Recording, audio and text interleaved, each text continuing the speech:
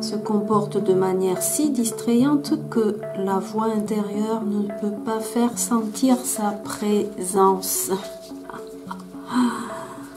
Carl Gustav Jung, 1875-1961. Ça vous parle?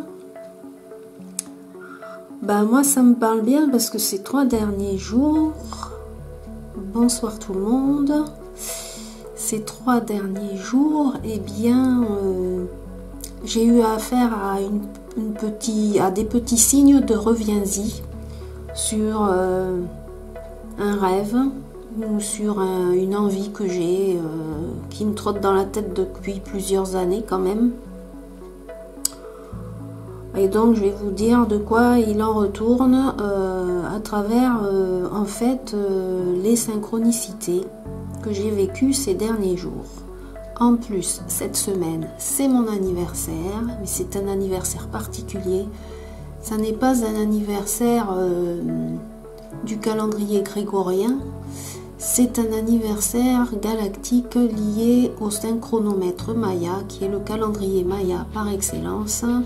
Et on ne l'appelle pas calendrier parce que calendrier, c'est un calendrier de mort, un calendrier d'esclavage et un calendrier lié au mauvais usage de l'argent et des dettes, alors que le synchronomètre, lui, c'est un calendrier de paix qui est parfaitement synchronisé avec les énergies naturelles de l'univers. J'en ai déjà parlé dans la vidéo que j'ai présentée sur Marie-Sophie L. Et là, je voulais profiter de passer un petit instant à vous expliquer un peu mes ressentis de ces derniers jours,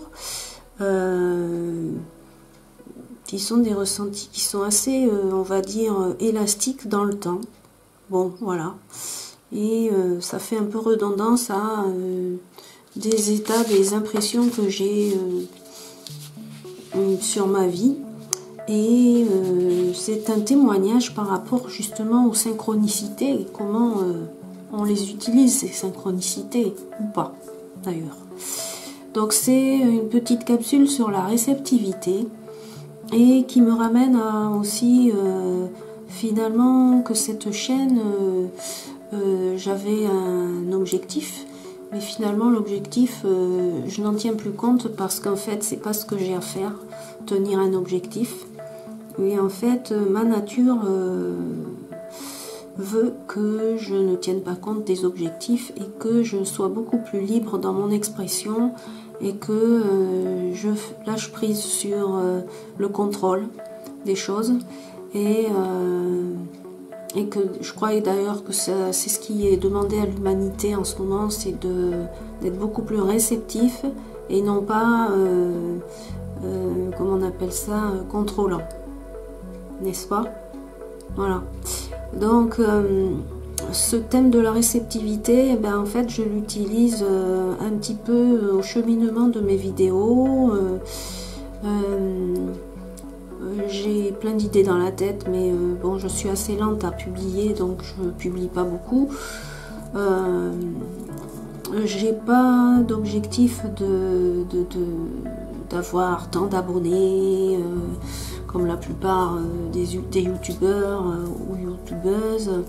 J'ai pas cet objectif là de vouloir absolument atteindre un chiffre, enfin voilà, je fais au feeling.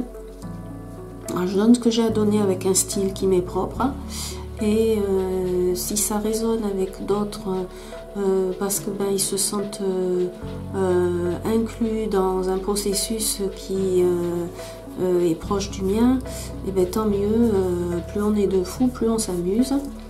Et en fait, depuis 2 ans, en fait, cette chaîne fonctionne tranquillement. Hein.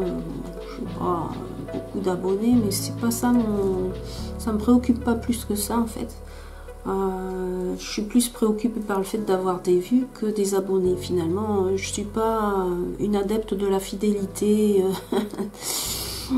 à tout va, n'est-ce pas? Et donc, j'aime cet état de liberté. Et vous allez voir comment les synchronicités m'amènent à confirmer tout ça. Alors, dimanche 24 avril. Alors, dimanche 24 avril, qu'est-ce qui m'est arrivé? Ben, dimanche 24 avril, bon, c'était le jour des élections, mais c'est pas du tout ça le sujet. Deuxième tour, hein, on le sait, donc un deuxième tour bien douloureux pour pas mal de gens, j'imagine, hein, parce que bon, voilà. Et moi, fin de journée, j'avais fait pas mal de choses, il faisait pas très beau d'ailleurs, manuel, de la couture, du rangement, enfin voilà. Et bon, pour me détendre, j'ai voulu regarder un doc qui s'appelle Secret d'Histoire, qui est connu puisque ça passe sur des chaînes France 2, etc. Et là, c'était sur YouTube, donc des rediffusions. Secret d'Histoire avec Stéphane Bern, sur Victor Hugo, la face cachée du grand homme. Voilà. Parce que il y a quelques mois avant, je me suis jamais intéressée à Victor Hugo. Et puis 10 jours avant, à peu près, j'avais regardé dans la même série un documentaire sur Voltaire. Fort intéressant, passionnant, un vrai aventurier ce Voltaire, hein, franchement. Voilà, donc c'était bien foutu. Bon, il y a d'autres documentaires dans la même série qui sont beaucoup moins bien parce que ils auraient besoin d'être réactualisés, notamment par exemple sur Nefertiti. Bon, il y a des choses à redire, surtout quand on voit les crânes dits déformés des enfants de Nefertiti. Bon, enfin voilà, il y a des nouvelles recherches là-dessus et elles ne sont pas du tout mises en œuvre, hein. Enfin elles sont pas du tout ça datait de 2018 le documentaire, donc évidemment de l'eau a coulé sous les ponts entre temps avec l'archéologie alternative, etc.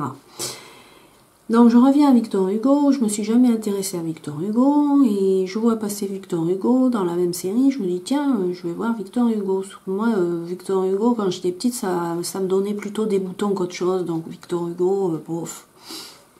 Mais j'avais vu ce documentaire il y a plusieurs mois sur l'homme, le décorateur à Hauteville, dans sa super maison à Guernesey, dans les îles anglo-normandes. Donc, il avait relevé dans mon estime, le bonhomme. Mais vraiment, je ne l'ai jamais lu. Alors, peut-être j'ai lu des extraits quand j'étais petite à l'école, mais ça ne m'aurait pas laissé une trace indélébile. Hein. Donc là, je vois ce documentaire, Victor Hugo, la face cachée du grand homme. Donc bon, voilà.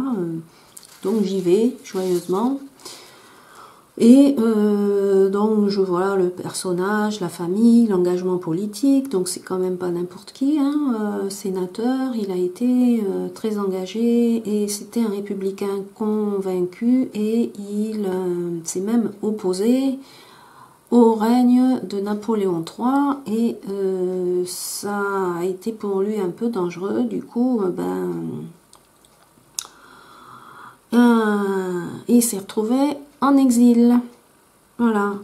Et puis il y a eu aussi ces deuils d'enfance. Ça m'avait assez interpellée, hein, avec la fameuse histoire de Adèle H, hein, très bien jouée par Isabelle Adjani. Hein.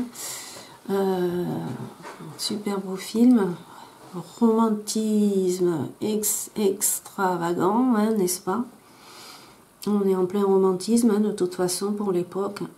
Et donc, il y a l'exil. Et l'exil, eh ben, ça m'a fait tilt. Parce que, en fait, je médite là-dessus, justement, depuis quelque temps. Mais ça fait assez longtemps que j'ai toujours rêvé de m'exiler. Enfin, bon, voilà. Bon. Ayant vécu quand même jeune à l'étranger, donc ça me revient quoi. Et donc il a écrit un livre qui s'appelle Napoléon le Petit. Alors évidemment Napoléon III ça lui a pas trop plu le truc, hein. À 42 minutes vient le thème de l'exil. Avec une inscription gravée dans son salon, Exilum vita est. La vie, c'est l'exil. Et donc à 42 minutes, je tombe sur une image d'un homme qui regarde au loin le paysage marin sur un rocher. Et en fait, ils font référence à Napoléon, le premier, qui est parti en exil aussi, et qui se retrouve sur l'île Sainte-Hélène en train de regarder la mer dans le brouillard. Non, juste dans la grisaille. Bon, ça m'a fait rire parce que j'ai un jeu de tarot où il y a aussi cette représentation qui est absolument magnifique et qui a inspiré ce jeu, Majestic Earth Tarot. Voilà, celui-ci là. Voilà. Et donc évidemment, c'est la carte de l'ermite. La carte de l'ermite, donc, et la carte, la 9e. Et donc, je vais vous la montrer. Hein. Voilà, voilà. La voici. Alors, ça ressemble quand même pas mal au film. Hein, si vous voyez là, la capture d'écran que j'ai fait. Bon, voilà. Alors, déjà, il y a ça. Je dis, tiens. Et l'exil, que c'est déjà un sujet qui m'occupe l'esprit, quoi. Bon. Voilà, à 48 minutes, ouais. Homme sur un rocher, bon. Alors, en plus, ça fait référence aussi à la vision de Victor Hugo, qui avait l'habitude d'écrire debout. Il avait transformé 1/5 de la toiture de sa maison, donc sa maison de Hauteville, où il a quand même vécu 20 ans. C'était pas un petit exil. Et pour voir l'océan en même temps qu'il écrivait, le look out, super sympa, tout vitré. En plus, c'est une maison, elle porte bien son nom, Hauteville, elle est haute dans le village et on a une vue géniale sur tout le paysage marin et sur le village, le reste du village. Et c'est là quand même qu'il écrira toutes ses œuvres d'exil, Les Misérables, La Légende des siècles, Les Travailleurs de la mer, etc., etc. Et il écrivait debout, le gars. Bon, voilà. Bon. Donc il y a un travail, il y a un rapport entre l'exil et la création, quoi. Donc qui est très fort. Et moi, en ce moment, je me pose des questions sur quelle est ma création finalement, ici. Parce que je ne ferais pas mieux ailleurs à créer. Au soleil, où il fait chaud. Parce que voilà, il y a une histoire avec le climat, pour moi. Bon, enfin voilà. Alors ensuite, et puis oui, voilà, la deuxième truc, c'est le livre Notre-Dame 1482. Je vois qu'il avait écrit là-dessus, sur Notre-Dame de Paris. Bon. Voilà, bon, j'ai trouvé le documentaire intéressant. Et le lundi 25, je me dis, tiens, ben, je vais regarder les news du front des élections. Mais j'avais pas envie de regarder une chaîne lambda, enfin, classique, quoi, à la télé. Donc, je vais sur YouTube, je vais voir une plateforme un peu, comment dire, alternative sur les informations. Donc j'avais dans l'idée François ou NTD français. Et puis je vois passer un truc qui s'appelle NTD France, mais alors pas du tout le même truc. C'est spécialiste du bâtiment d'élevage, quelle horreur quoi. Puis ils font même des trucs en Afrique. Enfin, en Afrique c'est la mode des poulets de chair quoi. Enfin, comme si on avait besoin de ça en Afrique. Du coup, je retombe sur NTD français, la vraie chaîne, le flash d'infos. Et puis, je trouve pas de flash d'infos vraiment sur les élections, c'était le matin. Mais j'avais déjà vu des petites remarques sur notre cher réseau social Facebook, hein, où donc il y avait une boutade de quelqu'un qui disait ouais ouf les Français sont pas racistes mais ils sont je sais plus ce qu'il a mis. Enfin, bon, il a fait une boutade, quoi. Bon, bref. Donc, j'ai compris que donc c'était encore Macron. Et donc, voilà. Alors, je vois un flash d'infos, carrément, mais ils en font plusieurs, mais ils mettent toujours un titre qui chapeaute les autres sujets. Mais enfin, je vois un truc qui me saute aux yeux avec NTD français. La restauration de Notre-Dame transformerait l'édifice en Disneyland politiquement correct. Waouh! Alors là, ça me fait sauter en l'air. Donc je pense à l'incendie qu'il y a eu en 2019. Bon, enfin voilà. Et je pense aussi à Oleg de Normandie sur Pagan TV, qui avait fait un super documentaire sur les Templiers, les Vikings et les cathédrales. Et donc, vous ne voyez plus les cathédrales pareilles après avoir vu ce documentaire, puisque les cathédrales vénèrent le féminin sacré qui a été complètement oublié par la propagande de l'Église romaine, n'est-ce pas? Et donc, ces Templiers, eux, ils vénéraient les cultes odiniques. Et on retrouve dans les cathédrales plein de symboles runiques. Vous pouvez le voir là, je vous fais des captures d'écran. Les symboles runiques, et il explique. On retrouve ces mêmes symboles aussi sur le château de Chambord. Bon, enfin voilà, et donc il développe ça en une heure, en plus d'une heure, je crois que ça fait presque 1h30. Et puis, qu'est-ce que je vois? Par le même auteur, toujours Oleg de Normandie, Pagan TV, paru donc 12 jours avant, le 17 avril, un truc comme ça, Le secret caché par Victor Hugo dans Notre-Dame de Paris. Alors là, bon, et donc on voit, il explique comment Walt Disney a changé l'histoire. Alors j'aime bien le titre de NTD, car NTD français, c'était... la restauration de Notre-Dame transformerait l'édifice en Disneyland politiquement correct. Et là, on a une vidéo.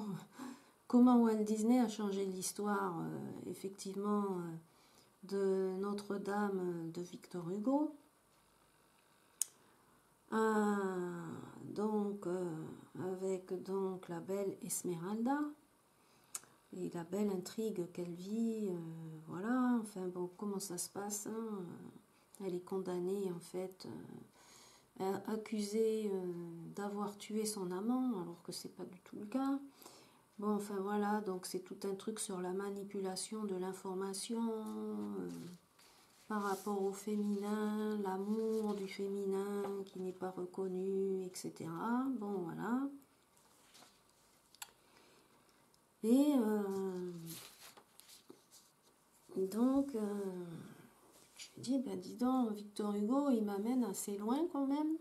Voilà, donc toute une propagande là sur cette fameuse cathédrale et tous ces cultes odiniques là qui sont vénérés en fait de manière induite dans les cathédrales gothiques, hein, donc d'époque. Bon. Alors, pour la petite histoire, Notre-Dame de Paris, les cathédrales ne sont pas placées par hasard où elles sont installées. Ce sont un peu comme des points d'acupuncture dans les lieux, dans les villes. Ça contribue à un équilibre énergétique, si vous voulez. Et c'est très grave ce qui se passe si on transforme cette église en parc d'abstraction, cette cathédrale en parc d'attraction, enfin, c'est regrettable. Et là, on transforme le culte sacré en culte satanique, hein, parce que le satanique, en fait, c'est pas que les machins diaboliques dans les catacombes, genre la magie noire et tout, mais si, c'est une sorte de magie noire mais de manière très... on utilise l'argent du mauvais côté encore. Hein. On est encore dans le calendrier grégorien. Hein. Cherchez pas, hein. Ce calendrier, il nous engramme. Hein. Je l'ai expliqué dans ma vidéo avec Marie-Sophie L, hein, par rapport au Kin Maya. Comment ce calendrier, il engramme nos cellules et comment il nous endort aussi. Bon, enfin, ça va assez loin. La synchronisation, en fait, c'est un problème de synchronisation. Et donc, mardi 26 avril, c'est mon anniversaire galactique en Kin Maya, miroir blanc auto-existant. Alors, miroir blanc auto-existant, voici la phrase. Vous avez une phrase pour chaque signe Maya, pour chaque jour de votre naissance, et chaque jour même, chaque jour a une phrase de synchronisation qui est très belle. C'est un poème et c'est un peu comme une prière, c'est un peu comme une amplification d'énergie que vous pouvez utiliser pour bien passer votre journée. Alors je vous lis ce que c'était donc ce mardi 26 avril, qui correspond donc à Kali 23 de la lune planétaire. Voilà. Oui, parce que le partage du calendrier, il est un petit peu plus poétique et différent. En tout cas, c'est toujours 28 jours. Chaque mois fait 28 jours. Et chaque lune, donc, c'est 28 jours. C'est le mois Maya. Donc, ce Kin 238, c'est le miroir blanc auto-existant, guidé par le magicien blanc. Waouh! Et donc, qu'est-ce qu'il nous dit? Il nous dit, je définis afin de refléter, mesurant l'ordre. Je scelle la matrice de l'infini avec la tonalité auto-existante de la forme. Je suis guidé par le pouvoir de l'intemporalité. Donc, action reflétée. L'essence, c'est l'ordre. Et le pouvoir, c'est l'infini. Donc, pour le temps, c'est pas mal, n'est-ce pas? C'est élastique. Hein. Ben, moi, j'ai une conception du temps qui est assez élastique. Vous avez vu, les vidéos sont assez longues. En général, j'en tiens pas compte. Je fais pas des shorts. C'est pas mon truc. Alors, et le jour d'avant, alors le jour d'avant, c'était lundi. Hein. Donc, Dali 22, lune planétaire. Parce que le premier jour de la semaine Maya, c'est Dali, ça s'appelle. Comme Salvador. Et la Terre rouge, par excellence, c'est quoi? C'est l'énergie de la synchronicité. Parce que bon, là, c'était le 26 avril, j'ai cherché à comprendre, quoi, vous voyez. Alors donc, la Terre rouge, qu'est-ce qu'elle nous dit? Elle nous dit, j'active afin d'évoluer, unissant la synchronicité. Je scelle la matrice de la navigation avec la tonalité électrique du service. Je suis guidée par le pouvoir de la naissance. Voilà, et oui, parce que la Terre rouge, elle donne naissance à. Forcément, c'est la Terre. Voilà, c'est fécond. Alors, on peut dire que cette histoire d'exil, il m'a bien remué la cervelle, quand même. Et histoire de naître, le magicien blanc aussi, donc dans le miroir blanc qui est mon signe, qui est ma signature galactique, ils appellent ça, eh bien, en fait, le magicien blanc, c'est le chaman, c'est le transformateur, c'est celui qui est réceptif, méga réceptif à toutes les énergies cosmiques, universelles, tout ce qu'on veut. Et bien justement, on est dans les synchronicités. Voilà. Et donc, sur l'exil, eh bien, en fait, je rangeais mon Mac, hein, ce jour-là, mon ordinateur, et je tombe sur un fichier de 2018 sur une séance en bioanalogie. Alors la bioanalogie, il n'y a pas mieux que les synchronicités, hein. C'est vraiment la science des synchronicités avec les nombres, les synchronicités avec les cycles, les synchronicités, la signification des maladies et ce qu'elles veulent nous dire à travers les conditionnements qu'on s'est fabriqués. C'est très intéressant la bioanalogie. Ça a été créé par Jean-Philippe Brébion, un Français qui vit donc dans le centre de la France, enfin au Massif central, à Vichy, et qui a aussi un réseau au Canada, au Québec, parce que sa femme est québécoise. Et c'est très intéressant. Donc on a une clé de naissance avec notre date de naissance, et moi c'est le 5331. Donc c'est toujours que 4 chiffres, ça donne 4 chiffres. Et vous avez une clé de naissance avec plein de chiffres adjacents, ça fait comme un arbre. Et donc ça vous donne des clés d'action en fait. Donc, et ça vous donne aussi dans quoi vous vous êtes mis pour vous conditionner. Et ce qui n'est pas vous d'ailleurs, hein. Donc il a écrit l'empreinte de l'âme, il a écrit l'empreinte de naissance, enfin bon, c'est passionnant. Et ben moi en 5, puisque je commence par le 5, 5, 3, 3, 1, et ben ma clé de réalisation c'est oser exprimer, c'est la liberté, le 5, voilà, c'est vraiment le chiffre de la liberté. Et c'est être pleinement dans les sens, dans la dimension esthétique, dans le plein feu, dans l'enthousiasme, dans l'entrain, sans réserve, c'est-à-dire ne pas calculer, quoi. Et, voilà, lâcher. Lâcher, lâcher, lâcher.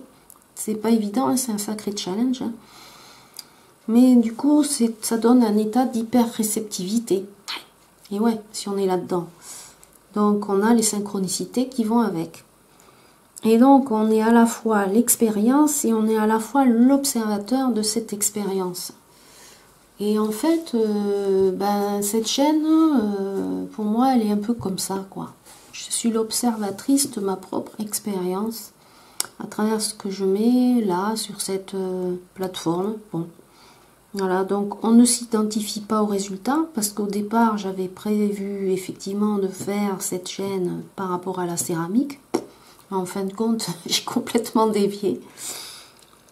N'ayant pas l'espace désiré, je me suis pris au jeu de continuer à faire des vidéos. Je me suis intéressée à des nouvelles pratiques de développement personnel avec ce magnifique outil qui est les harmoniques, hein, de Angelo Lauria. Et puis du coup, là... ben, j'ai bien envie de faire d'autres expérimentations avec d'autres personnages que je vais présenter de ma façon un peu... c'est entre la chronique et c'est pas de la divination, mais c'est entre la chronique et l'étude de la personnalité à travers ce zodiaque que je trouve vraiment très intéressant parce qu'il a une approche assez rapide. Et on a besoin d'outils rapides actuellement. Voilà, donc du coup on ne s'identifie pas au résultat et on vit l'instant présent plus, plus, plus. Et justement dans les harmoniques, qu'est-ce qui m'est demandé? Justement, si on en rajoute un à mon harmonique de base qui est l'arche, qui est le numéro 30, et ben ça fait 31 si on rajoute 1. Et 31, ça représente la vie, l'autre vie vers laquelle on doit aller. Bon, j'ai pas envie de dire vie future parce que c'est hors temps en fait, hein, l'histoire. Mais on peut retrouver une autre vie qui est une vie antérieure. On va appeler ça comme ça, mais c'est très réducteur. Et on peut appeler la vie, l'autre vie, vers laquelle on doit aller pour affirmer au maximum les désirs de notre âme ou de notre soi ou de notre être profond, vous l'appelez comme vous voulez. Eh bien justement, c'est le 31. Et le 31, c'est le palais d'or. Voilà. Parce que après l'arche, le 30 vient le palais. Et le palais d'or, parce qu'on rajoute aussi 1 à l'élément. Et moi, je suis arche arc-en-ciel. Donc, ça fait l'or en harmonique. Et Angelo, l'autre jour, me dit, ben, inspire-toi de Eckhart Tolle. Parce que Eckhart Tolle, c'est un palais d'or. Intéressant. Et Eckhart Tolle, le pouvoir du moment présent, voilà, j'ai pas besoin de vous faire un dessin. Donc on y est là dans le 5. On y est à fond, l'instant présent, ne pas calculer, être l'observateur de l'expérience et en même temps fabriquer l'expérience au moment où on l'observe. C'est énorme. Donc il n'y a pas de programmation à l'avance, il n'y a pas de contrôle. On agit hors contrôle. Après j'ai le 3. Le 3 c'est la place, la cohérence, l'esthétique, la corrélation, la communication et le verbe. Ben, j'y suis là, j'y suis. Là, j'exprime déjà ce 3, en fait. Et on est à sa place. Là où je suis à ma place, en fait. Il n'y a pas de ce truc, ah, je suis pas où il faut, je suis pas... Là. Donc, ça revient à cette idée d'exil. Ok, si je veux le vivre, je peux le vivre, l'exil, mais là où je suis à ma place parce que je fais ce que j'ai à faire au moment où je le fais, etc. Et la corrélation, ça a à voir avec la connexion. Donc on se connecte à plein de choses diverses et variées. On met en lien des choses différentes, mais qui sont franchement très proches. En apparence, elles ne le sont pas, mais elles le sont. Et bien, c'est comme ces fameuses synchronicités en 3 temps. Là, je les ai mises en 3 temps, mais ça peut être en plein de temps différents, l'infini. Hein. Et comme dit mon kin, je suis guidée par le pouvoir de l'intemporalité. Voilà. L'intemporalité, c'est aussi cet instant présent. Parce que c'est le magicien le guide. Le magicien, il demande d'être dans l'instant présent. Magicien blanc. Alors, et le 1, on finit par le 1. Donc je suis 5, 3, 3, 1 en bioanalogie. Et le 1, c'est le premier. C'est l'unique, l'original, l'authentique, le non reproductible, le sans référence, le soi et la valorisation du soi. Et sur quoi je tombe? Ce fameux jour d'anniversaire, eh bien, je tombe sur Philippe Guillemant, notre cher physicien, roboticien, physicien quantique, qui a écrit donc Le virage de l'humanité récemment, qui a écrit plein d'autres livres que je vous dirai pas parce que je les ai pas en mémoire. Mais bon, voilà. Et là, comment on crée notre nouveau futur et non pas notre ancien futur. Voilà. Donc, il explique les concepts d'ancien futur et de nouveau futur. L'ancien futur, évidemment, c'est tous les conditionnements idiots et imbéciles qu'on a inculqués par les élites de notre monde, n'est-ce pas ? Qui sont dans la peur et qui véhiculent la peur. Donc ça, c'est de l'ancien futur. Laissez tomber parce que il faut arrêter de croire qu'il faut compter pas sur quelqu'un en haut de la pyramide et qui n'a même pas l'envergure d'inspirer la joie, le bonheur sur Terre. Donc bon, ils sont largués les mecs. Donc, alors, il y a le niveau physique qui correspond à nos sensations, il explique, Philippe Guillemant. Le niveau psychique, donc c'est les sentiments. Et le niveau mental, les intuitions. On y est. Et donc,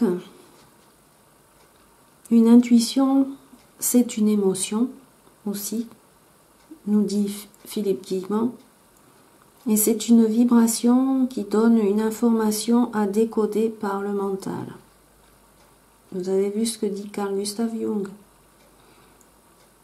Et alors, il parle des GPS qui nous font perdre le sens de l'orientation et les objets connectés et l'identification numérique, mobile, qui va nous faire perdre ce sens de l'intuition, n'est-ce pas? Qui nous fait perdre notre humanité. Car l'humanité, elle évolue avec, donc, le travail de l'âme. On y est. Hein? Voilà. Et tant au niveau collectif qu'individuel. Donc, on passe par soi avant tout. Voilà. Il explique les 3 temps des Grecs. Alors, j'aime bien, parce que les 3 temps des Grecs, moi, j'ai fait ma petite synchronicité, là. C'est des synchronicités en 3 temps. Ah ben voilà, on y est, donc les 3 temps. Et ben le 3 temps, donc c'était dimanche, c'était lundi et c'était mardi. Voilà, hein, si vous avez bien suivi. Alors, en fait, les 3 temps des Grecs, c'est quoi? C'est le chemin des conditionnements avec Chronos. Et donc ça, c'est le temps ordinaire. Mais si on s'en déconnecte et qu'on se rallie à notre joie profonde, eh bien, on peut solliciter le guide qui s'appelle Kéros. Et c'est celui qui va finalement nous présenter les informations sous forme d'intuition, de synchronicité, de signes qui vont me permettre de changer de parcours, de ne pas suivre la dame du GPS.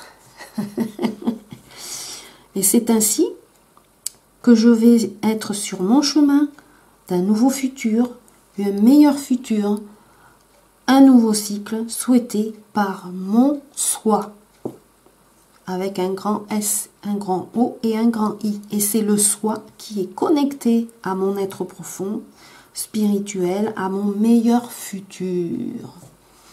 Bon, alors il y a tout un travail sur la conscience, avec le temps, avec l'espace, enfin il explique ça très bien. Il y a Jean-Philippe Brébion qui, sur bioanalogie.com, vous fait le manifeste du nouveau paradigme de la réalisation de soi. Ça, c'est énorme, énorme, énorme. Voilà.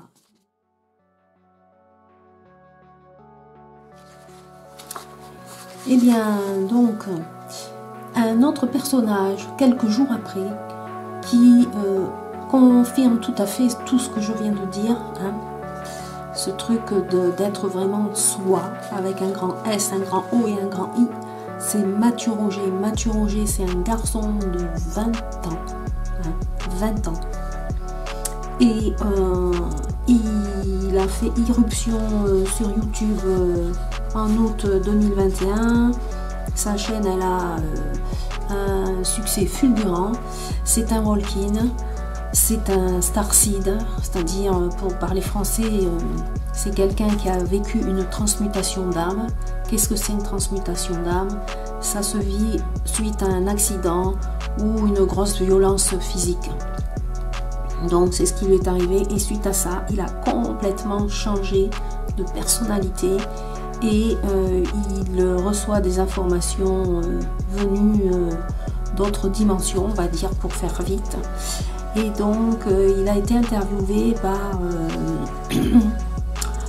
comment s'appelle-t-elle, Joël Vérin, sur la chaîne de Joël Vérin, IDFM, le 25/04/2022, 25 avril. C'est-à-dire le jour, justement, le lendemain des élections. Donc, encore une synchronicité, hein, du fameux lundi. Et donc, Mathieu Roger, donc, il explique son expérience et surtout tout ce qu'il reçoit comme information pour aider les gens sur cette planète. Alors, je vous lis, j'ai retranscrit tout ce qu'il a dit, les dernières minutes d'interview.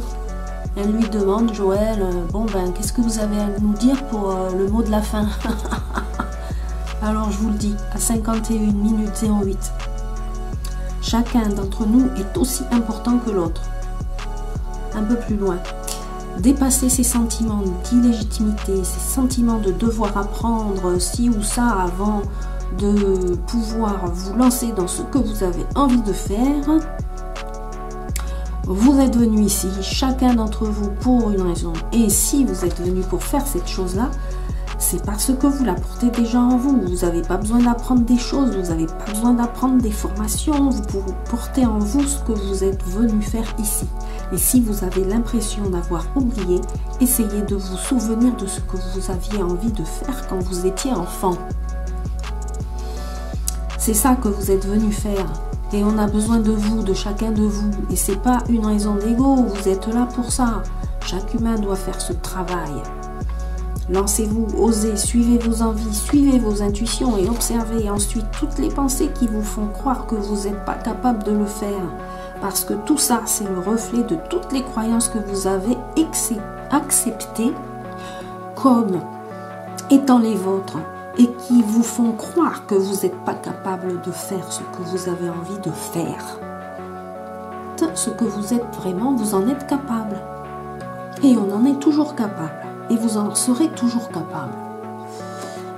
Et on est tous ensemble. Et on est tous ensemble ici derrière nos petits masques, nos petits trucs d'ego ici. Plus loin. À cet instant, on est un peuple ici. L'humanité. On est tous ensemble et on a besoin les uns des autres. On aura toujours besoin les uns des autres. On est une seule et même conscience. Il n'y a jamais eu plusieurs consciences. Il y a une infinité de points différents, de points d'attention différents. Mais ce qui nous sépare de cet amour inconditionnel, c'est toutes ces blessures, toutes ces choses lourdes ici. Il ne faut pas avoir peur de les regarder parce que c'est pas vous. Regardez, affrontez, observez toutes ces zones d'ombre qu'il y a à l'intérieur de vous, parce qu'une fois que vous les voyez, elles sont plus vous. Voilà. Donc Mathieu Roger, c'est un phénomène. Je vous invite à regarder ce qu'il raconte, parce que accrochez-vous, restez assis. Hein. Voilà. Par rapport au peintre, que donc j'ai pas bien expliqué, mais en fait c'est la vue donc du personnage sur le rocher debout en regardant la mer qui m'a fait penser donc à la fameuse peinture qui est utilisée dans la carte de l'ermite dans le Majestic Earth Tarot. Hein, voilà, je tiens à le préciser parce que j'ai fait une coupure dans la vidéo et on peut avoir une confusion. Ça n'est pas dans la maison de Victor Hugo, la peinture, hein, du tout. Mais pour tout vous dire, Caspar David Friedrich, en fait, j'ai regardé évidemment quelques jours après, surtout que j'en ai parlé à une copine, là, de toutes ces synchronicités avant de faire la vidéo, et elle me dit, oh, David Friedrich, c'est magnifique, c'est sublime, elle est peintre, donc je me dis, tiens, ben, je vais aller voir ce que c'est, ce peintre. Et puis je suis tombée sur un documentaire sur Arte, passionnant. C'est un personnage assez atypique. Il est né en 1774, mort en 1840. C'était un solitaire. Il adorait la nature et il était en avance sur son temps par rapport à ses peintures. Je vous invite à les regarder. Je vous abandonne dans le générique avec quelques vues de ce magnifique jeu où il y a pas mal de peintures de lui. Donc vous aurez les cartes. La carte d'introduction correspond à un autre peintre romantique. C'est que des peintres romantiques avec des vues de paysage. Il n'y a pas d'être humain dans ce jeu. Ou alors si on les voit, ils sont assez, comment dire, vue de profil au pire. Mais c'est pas la majorité des cartes où il y a des humains. Hein. Voilà. Et tout comme dans les tableaux d'ailleurs de David Friedrich, Caspar David Friedrich, c'est un Allemand. Eh bien, il y a jamais de portrait, il n'y a jamais de personnage vu de face, ils sont vus de dos, ou alors ils sont perdus dans l'immensité de la nature. C'était un amoureux de la nature, et la première peinture que j'ai vue, c'est le moine au bord de la mer, c'est magnifique. Il y a même une vidéo là-dessus de Arte, où c'est une vision à 360 degrés de la peinture. Je vous le mettrai en lien en bas. Très intéressant. Voilà, donc c'est tout. Voilà, donc c'est un témoignage sur comment on peut utiliser les synchronicités. Puis quand on reste réceptif, qu'elles sont là, les synchronicités, elles sont là pour nous aider, pour nous aider à nous affirmer avec notre réel être profond. Voilà. Eh bien, merci de m'avoir écouté. Et très bon chemin de vie. Et bon mandat. Mais créez-le vous-même, le mandat. Pas celui de Mister M. Créez votre propre mandat. Voilà, à très bientôt. Au revoir.